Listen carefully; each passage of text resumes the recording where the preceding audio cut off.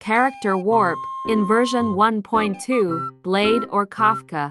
Version 1.2 also features the exciting gift of Odyssey. Version 1.2 also features the exciting gift of Odyssey. New map, new storyline, and new boss will be available. See who dares to say in his itching time now. 4 new sets of relics will be added. Blade's exclusive set. General speed set for supporting characters.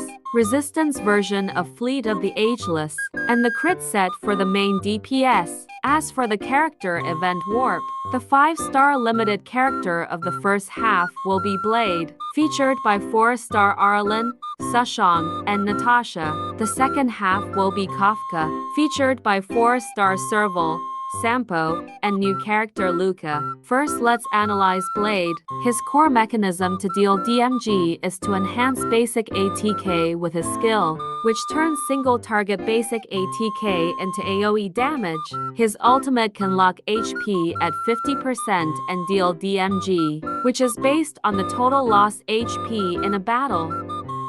Note that regardless of Blade's HP is 100% or 1% before using the ultimate, it will be forcibly locked at 50% afterwards.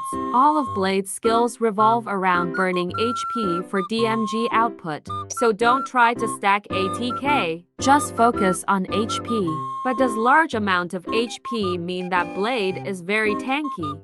Quite the opposite. Blade's core mechanism makes him very susceptible to be knocked down. Although his talent serves as a means of recovery, it's far from enough to solely rely on the healing effect, triggered by the 5 bases of passive skill, and the qualified HP of Blade for ordinary players is usually above 6,000. If without Luoka and relying only on Bailu or Natasha's healing, the experience of playing Blade won't be so good. Now, let's talk about Kafka, the core of a dot team.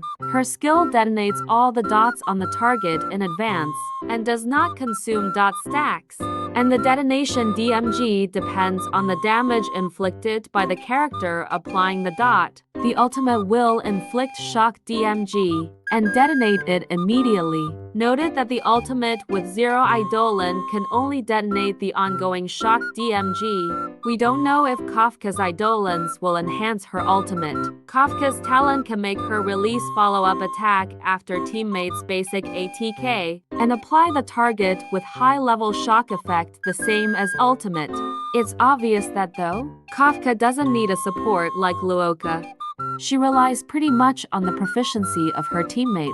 For ordinary players who first pursue team strength, consider Blade if you already have Luoka, and Blade's exclusive light cone can be substituted with 4-star A Secret Vow. Currently, Kafka is compatible with Serval and Sampo as teammates. Summon 1, develop 3, maybe even Luca should be added. Such costs are huge in the version of scarce resources. Pioneers need to consider carefully whether or not to spend a high amount of time and resource costs to cultivate a dot team.